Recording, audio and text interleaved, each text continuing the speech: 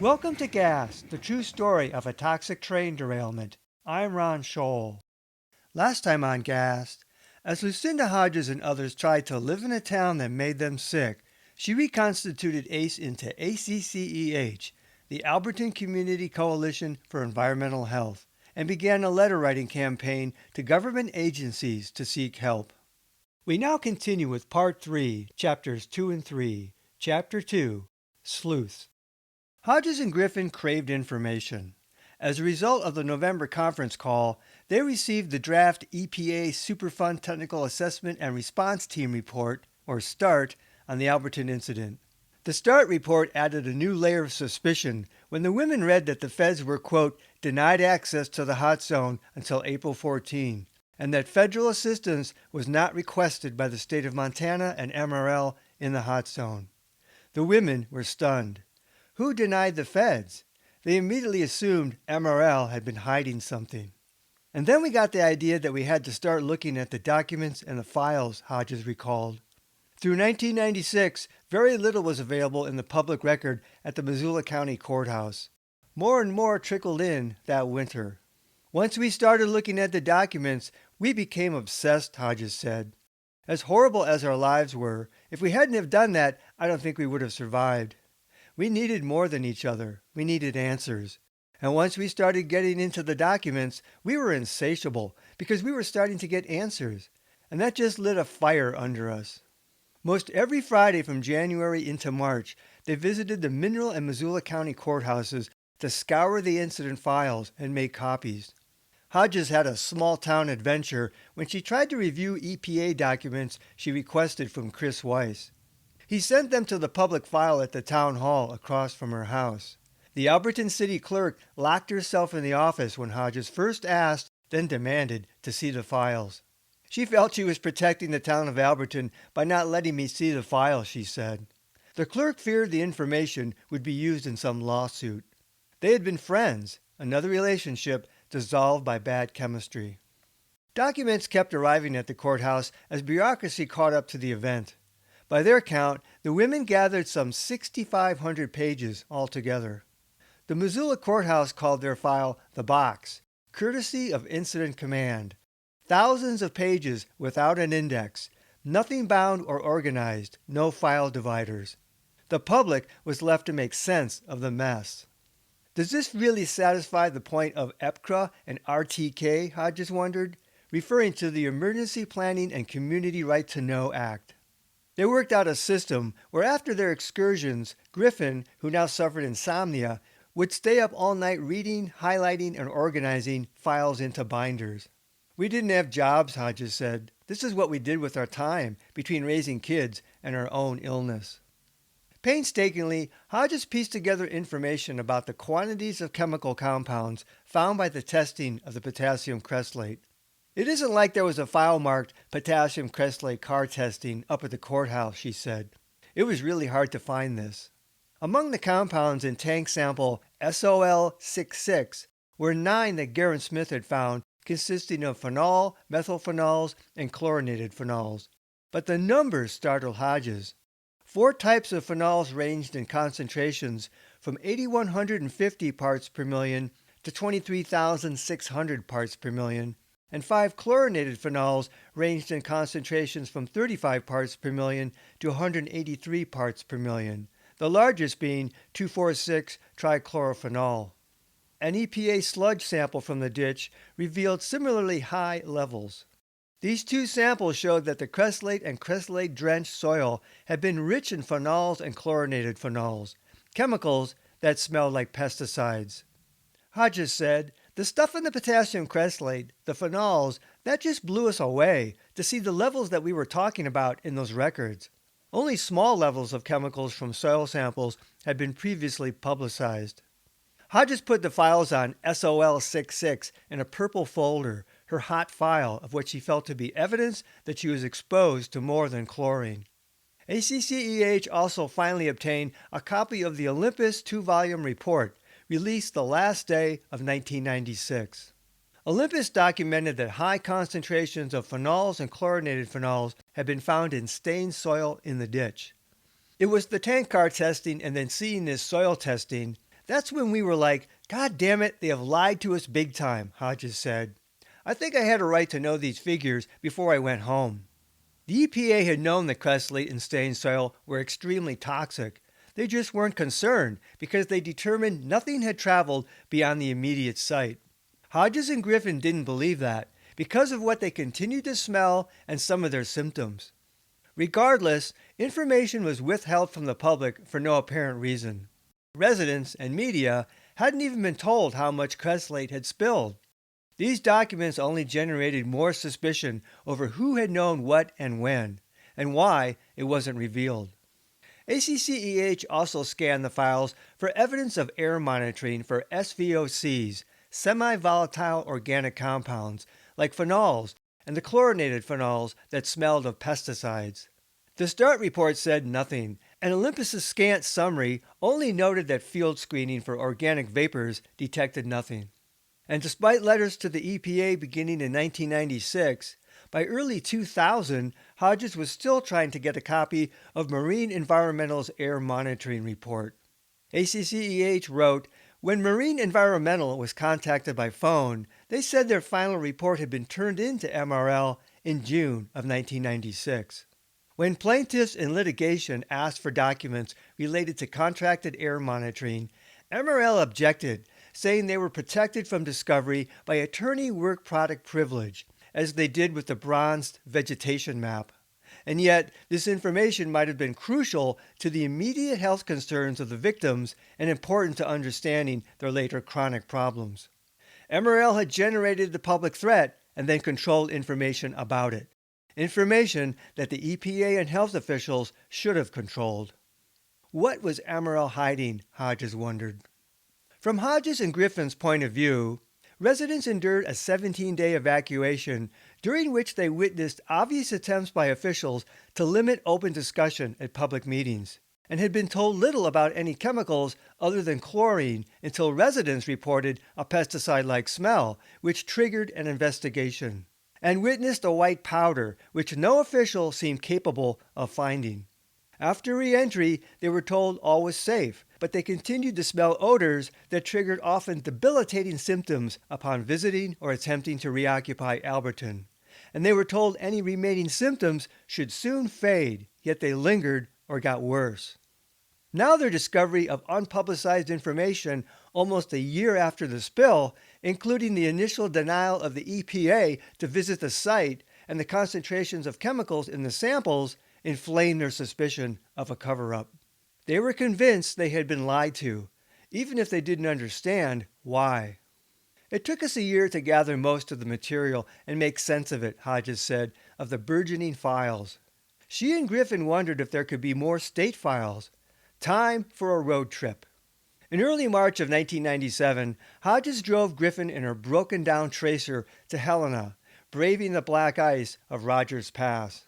At DEQ, the women introduced themselves to Administrative Director Tom Ellerhoff, who acted as if he didn't know Hodges. I bet I'd called him 30 to 40 times before I went there. I think his records reflect 1 or 2 phone calls from me. I called so much it was pathetic, Hodges said. We told him we wanted to see the files, and I felt he was nervous about that.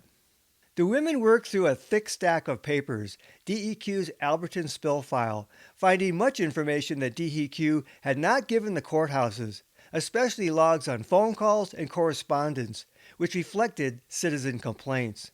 On the way home, Griffin perused the new stuff. One of the first items to catch her eye was the Plum Creek document that loggers had been made ill downwind of the site before soil removal, and Ellerhoff supported relocation in the best interest for all concerned, he wrote. This had never been publicized or put in the public record. Hodges later wrote that Ellerhoff told her that complaints from individuals who are not in the plume are taken more seriously by his office because those people would not be sensitized to the smell or chemicals and are therefore looked upon as more reliable. Ellerhoff didn't seem to grasp the health significance of sensitization, apparently focusing on heightened ability to detect smells while dismissing a lower threshold of triggered symptoms. The women were outraged. Those bastards! No one thought relocation was in the best interest of people living near the site, people already sensitized from the spill. While residents had complained fruitlessly of the smell and feeling sick, the damn state had supported a corporate complaint, and no one had heard a word. And then Griffin found the electric co-op meter reader files, also not included in the county file, that backed up rumors circulating the previous fall. Bastards! The women seethed, yet elated, feeling vindicated in their belief that something in the environment was still affecting people, despite DEQ's denials to residents. That day we left there feeling so happy, Hodges recalled. We were celebrating all the way home, just hootin' and hollerin', armed with proof of contamination and discrimination. Nuggets panned from the bureaucratic sludge of Last Chance Gulch. Roger Chalmers did his own sleuthing. A 10-year Air Force veteran, Chalmers was on 100% disability because of glaucoma and tunnel vision. He and fellow musician wife Ada had played together for 16 years and were ready to house their country western band in a permanent location in Florence, Montana. They were 2 days away from finalizing a small business loan when the spill happened. Their house was collateral, but after the spill, they couldn't get an appraisal and all plans fell through. Sick, their life in disarray, the Chalmers stopped playing music, and money was getting tight. Driven from a home that made them ill, after MRL stopped paying for their motel in June, they began a 25-month odyssey, mostly on the road, living in a travel trailer around western Montana. Roger devoted his exile to researching the spill. It tore through our lives and consumed us, Ada said. When we weren't laying down sick from chemical injury, we were working on that. That winter, Roger connected with Hodges from a distance. One of the most vocal critics of the official story, Chalmers' passion was investigation. His email moniker became Sleuth, and he eventually considered himself the technical advisor for ACCEH. Because of some of his allegations, Chalmers became a lightning rod, in more ways than one. Even his basic claim of exposure was questioned by many residents and officials because the Chalmers lived to the northeast, across the mountains to the 9-mile drainage, where no one was evacuated. Unbeknownst to them, a neighbor, Jerry Schweitzer, also claimed exposure. Like Hodges and Griffin, Roger Chalmers pored over the public records. Chalmers also wrote the White House for help, who relayed his concerns to the EPA. Chalmers had requested sampling at his property to determine migration of the gas cloud. In a nutshell, he believed test results proved that chlorine and chlorinated compounds had reached his house, the opposite conclusion of official reports. Motivated by anger and a desire for answers, Chalmers doggedly pursued all leads. But he exhibited a tendency to stubbornly fixate on a belief once he embraced it, despite evidence to the contrary. Misinterpretations aside, the Chalmers were convinced their home was contaminated because returning made them feel worse. Any testing was an attempt at scientific corroboration for the visceral belief. Chalmers dug into other aspects of the spill. I asked them for the bills of lading for the cars that were involved in the derailment, he said. A page of information for each train car. What he found convinced him of subterfuge. That winter, Chalmers' phone bills ran $400 to $600 a month as he called the CEOs of shippers and receivers, the EPA, FRA, DOT, NTSB, FDA, FBI, and MRL. Every letter in the alpha bureaucracy soup. Chalmers hadn't joined ACE, he said, because he was an outsider from 9 Mile, but he had noted Lucinda Hodges asking questions in meetings as she had of him. He heard that she finally got a copy of the train manifest, the one-line description, somewhat coded, for each train car. I gave her a copy of the bills of lading, she gave me a copy of the manifest, and we decided to put them together and see if we could make any sense of this.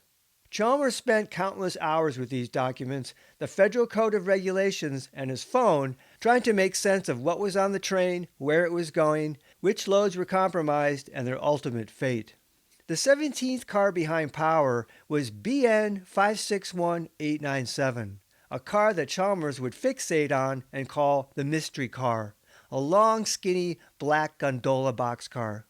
As the cars derailed, BN 561897 came to rest in the ditch at an angle almost parallel with the Crestlake tank.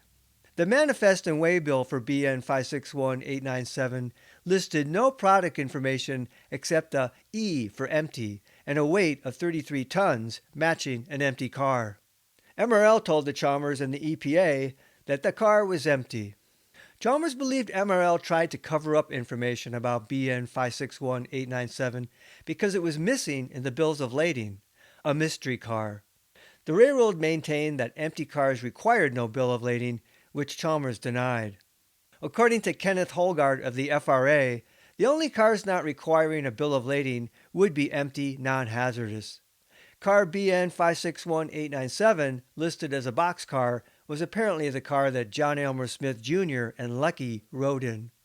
In Chalmers' early correspondence, he stated his belief, for unclear reasons, that hydrochloric acid was shipped in car BN 561897. After Chalmers found an MSDS for caustic soda, sodium hydroxide, or NaOH, in the public files, MRL told him that caustic soda was brought to the site to neutralize the chlorine, which accounted for the MSDS. Chalmers soon believed BN 561897 hauled caustic soda and had spilled, though in his mind he continued to make a link with hydrochloric acid and this car as well. Chalmers confused chemicals, writing NaOH, which is another name for caustic soda, hydrochloric acid, he wrote. HCl and NaOH were two entirely different chemicals, the former an acid and the latter a base, though acids are sometimes called caustic because both acids and bases burn. Chalmers thought the car had spilled, reacting with rain to produce, quote, acid rain. Chalmers seemed to believe what he wanted to believe. In sum, Chalmers believed, like some others, that the Crestlake contributed to contamination far off-site and that a load of caustic soda reacted with rain to produce a cloud of hydrochloric acid. The latter belief was wholly his own, and he acutely focused on the alleged load of caustic soda in the mystery car, BN 561897, otherwise known as empty. Of course, the acid cloud from chlorine gas included hydrochloric acid anyway.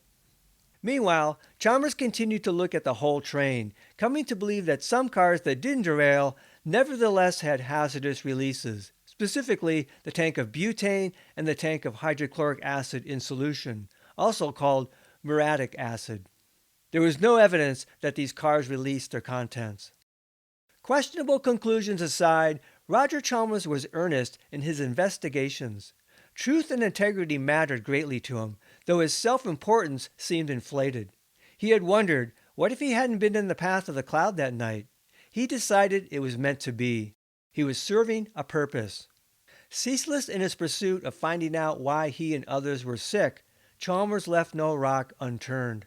Right or wrong, or in some gray zone, Chalmers' interpretations mattered, because as he became a vocal member of ACCEH, he made claims that attracted some of the scant media attention, and he made repeated contacts with various government officials. Chalmers' credibility affected ACCEH's credibility. He also became a thorn in the hide of MRL. Attorney Randy Cox wrote Chalmers' lawyers on December 19, 1996. We've been advised that Mr. Chalmers has been contacting various MRL customers and seeking information with respect to products that were on the MRL train, Cox wrote. He has made various misstatements and misrepresentations, including passing himself off as an MRL employee and claiming that certain food products from the train were used in ways they were not. Chalmers had called MRL for information on a holiday, identifying himself as Roger, and an obliging staffer apparently assumed he was an employee with the same first name, to Chalmers' glee. In addition, Cox wrote, he has continually contacted MRL seeking information that we will simply not agree to give him. For better or worse, Chalmers made an impression. He wrote the White House in the spring of 1997 that he had received a foreclosure notice on his house. I cannot afford to live in a motel and pay for my home at the same time, he said. Our home and all of our possessions are toxic because of Montana Rail Link's accident and they're not being honest about what happened. In June of 1997, Jack McGraw of Region 8 EPA replied to Chalmers' letters to President Bill Clinton. The EPA denied that unreported chemicals had spilled, reiterated that compounds related to the cressolate did not migrate off-site, that BN 561897 was empty, and that there is no information to suggest that an ongoing health threat exists from the spill area. Chalmers had also made criminal allegations, and after he sent his 1997 letters to President Clinton, these claims were referred by the Washington, D.C. office of the EPA to the Criminal Investigation Division. The EPA noted that Special Agent in Charge Fred Burnside would contact Chalmers when the investigation into his criminal allegations was completed. While Chalmers' interpretation of the testing and chemicals appeared fuzzy, something had made him and Ada chronically ill, and something in their home was intolerable when they visited. Frustration and misery fueled their efforts. All I ever wanted to do was play guitar in a band, Chalmers said years later. The winter of 1997, ACCEH geared up a second campaign of letter writing. Hodges and Griffin hammered health issues with ATSDR. Assistant Surgeon General Dr. Barry Johnson had written that ATSDR was unable to provide medical care by statute. The women cited the Superfund Act, CERCLA, back at Johnson. Under the law, they wrote, CERCLA, Section 104I1D, and we quote, in cases of public health emergencies caused or believed to be caused by exposure to toxic substances, provide medical care and testing to exposed individuals, or any other assistance appropriate under the circumstances. ACCEH reiterated that they also wanted clinical evaluations and referrals to specialists in environmental medicine, and they still wanted the health survey results. As far as a mandate to provide health care, Johnson wrote back, there was no declaration of a public health emergency at that time invoking ATSDR authority, and based on our evaluation of the data available for review, there is currently no justification for such a declaration. No federal emergency. Hodges already knew that ATSDR had never provided medical care. The original mandate had quickly become politically inexpedient. Johnson held out a small if vague carrot, saying ATSDR might do some clinical evaluations by doctors specialized in environmental medicine. He suggested a community meeting that spring as part of developing community-based health education. Hopefully, the health survey would be ready by then to discuss, he wrote. For nearly a year after the spill, officials merely confirmed earlier conclusions that the area and site were safe. If some people still had health complaints, they needed to work with their doctors and lawyers and MRL. Hodges and Griffin knew differently. Something was there. How else to account for why they felt so much worse at home? While the smell subsided that winter, Hodges still had worse symptoms when staying in Alberton, and she continued to dodge the spill, spending as much time as she could in the cramped Missoula trailer with her family. The women's document hunt ended just at the start of spring thaw in 1997, when that horrible something awoke. Chapter 3, Meltdown. Epigraph. I was dying there. Lucinda Hodges. I always say I never had a successful return home, Hodges said. It's not like I ever stayed because I just couldn't. I was so sick. Strange new symptoms came on progressively after Hodges' on and off return in August, including breathing problems that put her on an inhaler. I changed, like I blew up with water weight. She was on prednisone. That's when I started losing my sensation in my hands. I had heard other people having this problem. I was dropping plates, and I realized I was losing the sensation in my hands. Sometimes it would be all the way up my arms. They would go numb, and then a feeling like rubber bands, something tightening around your muscles, my wrists. And very, very painful when the feeling would come back in my hands. I got leg braces because my joints hurt so bad. I would wrap the Velcro around the ankles, my knees. She hid her legs beneath long dresses or baggy pants. I didn't want anybody to know that I was having that much trouble. I just couldn't handle it. Some days I just couldn't honestly walk. It was hard to believe she was the same person who had backpacked the Appalachian and Continental Divide trails and worked on board a sailing ketch. She saw Dr. Frederick Mote in Superior after returning to Alberton, and Dr. Mary Stranahan of St. Ignatius. They both were trying to work with me, but nothing was helping, Hodges said. Dr. Mote wrote MRL a letter that said she's got to get out of her house, and they never acknowledged that letter. And Dr. Stranahan put the same thing in the medical records. The husband, Mark Hansen, was sick too. She thought it helped him to be out of the house during jobs. He was having to treat me like a child. It was disgusting. He worked that winter plowing snow in Alberton after the construction season. Hansen worked 18 to 20-hour days during the heaviest snowfalls and paid kids in Alberton to split wood or shovel snow and keep an eye on Lucinda. He just kept saying, "Oh, if you have a positive attitude, you'll get through this." He didn't recognize what was happening to me. He never knew how bad it was. I was dying there. I really feel that. Her children suffered as well in Alberton. Jesse was just so tired and fatigued, and he had a runny nose all the time, but he wasn't complaining like Trask. He wasn't having pain like Trask. I just thought that he was run down, but it was worse than that. School had been chaotic. Jesse was in second grade in Paul Lodge's class, and Hodges checked in at times. Jesse, Conrad Wasser, and some other kids in the class seemed constantly fatigued. Lodge, ill himself, would let them nap on the floor. He was definitely very aware of both the physical and mental stress on these kids, Hodges said, and was trying to help them through that, I think. The attitude differed with Trask's fourth grade teacher. Things were going very roughly, Hodges said. She wouldn't acknowledge at all. She was the opposite of Lodge, and she expected these kids to give 100% like normal. I felt like things were a mess, and the rumors were that teachers were getting sick, even the teachers who commuted from Missoula. They were getting headaches and having problems during the day, and I think that affected their ability to teach. But it was unspoken that you don't talk about it, you don't make a scene about it, and they wanted their jobs.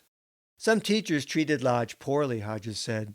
He had told us that if he said anything at the schools about how he's having memory problems, getting headaches, they would tease him. They wouldn't take it seriously, and he just learned not to say anything about the health problems he was having. The principal told Hodges, "You're using the spill as a crutch." She lived in a home that made her sick among townsfolk who undermined her. All through the winter, I struggled through all the horrible combinations of trying this or that of coming and going, Hodges said, of her time split between Alberton and Missoula. A final symptom that pushed me over the edge, I got those tumors on my face, really fast growing. There was some kind of a precancerous sarcoma or something.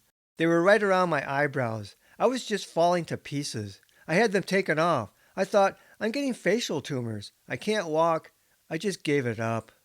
Being home, in the town she had chosen, in the house she had felt lucky to buy, where she had lived a life she had loved, was killing her. It was terrible to be in that place, to be so sick that you can't leave, and know that you want to leave. And Deb Griffin was about in the same shape I was that winter. We were all just totally losing it. I was so weak. Deb Griffin was only a few blocks away, and I couldn't even get to her house. I didn't have the strength. Lucinda Hodges' meltdown came just before the first anniversary of the spill, as the spring thaw released malevolent odors, like her personal kraken. She clearly remembered fleeing the gas on April 11, 1996, but of that terrible night on the cusp of spring 1997, Hodges wouldn't recall exactly how she escaped Alberton forever. I remember waking up and I couldn't speak, and I felt very strange, and I tried to wake Mark up to tell him that I couldn't speak, but it was like I didn't have control of my muscles, and I fell out of bed. And this is when I'm wrapping my legs in joints every day. And I tried to get down the hall to get to the bathroom, and I couldn't stand up. And I honestly can't even remember what happened that night, or how I got out of the house. If I ever woke Mark up, what happened? I think I ended up in the backyard, but I'm not really sure, because I would do better outside. She could endure no more. Her consciousness in a fog, something primal took over. Living at home had become immediately dangerous to life and health, as if a second coming of the noxious cloud descended upon Alberton. Hodges fled in her car again in the middle of the night, her Alberton dream a nightmare. She never went back to live. I just realized that I was going to die if I stayed in that house. I just couldn't go back. I couldn't face it. I couldn't be sick like that. Those were my black days, And I look back and I don't know how I existed, how I got money, how I managed to write letters or do any of the stuff for ACCEH because I was totally falling apart. When Hodges pulled her kids out of school, she told the principal, "I'm too sick, I can't do it. The kids, I'm not going to leave them behind." And the school just kind of passed them on to the next grade. But with her permanent exodus, she said, Mark was upset. He took it personally. He thought that I was leaving him, and I wasn't, but I was losing it. After her final evacuation from Alberton, she said, "I got better, slowly, not completely, but we all improved upon leaving the house. Slowly after I left, my breathing came up. I went off the albuterol, off the prednisone. It took me a year, though, after I left, to where I could walk without my braces. The house remained. Even in 2000, Hanson still sometimes spent the night in Alberton instead of the Missoula trailer. I don't think he'll ever leave that place till it's settled," Hodges said that year. "He's watching the investment, I guess. He's got to have something to do. He can't stand it here. What's he going to do? He's got to have his garage and his things. He doesn't know how to cope without that. I don't think men are as strong as women. He can't stand to be here for very long because he's got nothing to do but be in here and watch TV. Right or wrong, he can do things in Alberton. He can split wood, fix the truck. He can't do any of that in a trailer park. And he gets the numb lips and the lack of sensation, but he lives with it. It doesn't seem to interfere with his ability to function." Years after she fled, Hodges reminisced. "I loved my house. I loved my garden. I loved going to the river. The old Merc, Railroad Street, friends like Griffin." She had chosen to live in a railroad town, and the railroad derailed her life. When the spring thaw warmed the earth and the smell was awoken, Hodges was not alone in seeking exodus from Alberton. Next time on Gas, the true story of a toxic train derailment. On the first anniversary of the spill, the spring thaw awakens toxic odors, and many Alberton area residents experience a resurgence in their illness. Before some families give up and leave their homes, they attempt a protest against Montana Rail Link in hopes of gaining publicity and awareness. Until then, this is Ron Scholl. Thanks for listening. This podcast is adapted from the book Gas, the true story of a toxic train derailment. Visit Amazon.com to see the 2-book series. To access support material in the book, such as maps, photos, illustrations, and video links, visit my Facebook page Gas, the true story, or watch my Gas playlist on my YouTube channel at RL Scholl.